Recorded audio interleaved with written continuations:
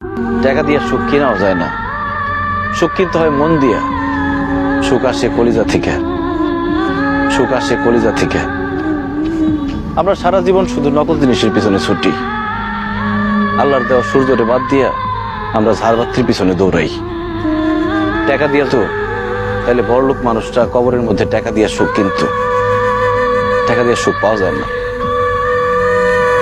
তুমি যদি আমার সাথে থাকতা, আমি হয়তো তোমার টাকা পয়সা, বাড়ি গাড়ি, স্বর্ণ অলংকার কিছুই দিতে পারতাম না, কিন্তু তোমার আমি মাথায় তুলে রাখতাম, পাখির মতো বুকের মধ্যে জড়ায় রাখতাম।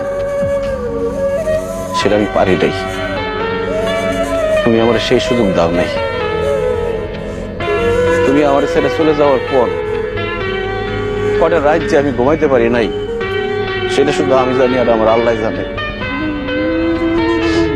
আমি কত চেষ্টা করছি, তোমার কত অনুরোধ করছিলাম, তোমার হাতে ধরছি, পায়ে পড়ছি, কিন্তু তুমি আমার সাথে থাকো নাই, আমার সাথে ছলনা করে চলে গেছো।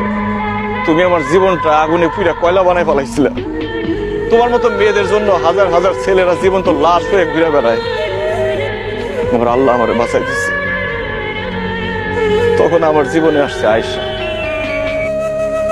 আয়েশাও আমার মতো অশিক্ষিত, পড়াশোনা করে নাই, টাকার সুখ সে বুঝে না, কিন্তু সে যে আমার সম্মান করে আর ভালোবাসে, পৃথিবীর সবকিছু দিয়ে মনে হয় সেই ভালোবাসা পাওয়া যাবে না। আমি আলহামদুলিল্লাহ ভালো আছি, দোয়া করি তুমিও ভালো থাকো।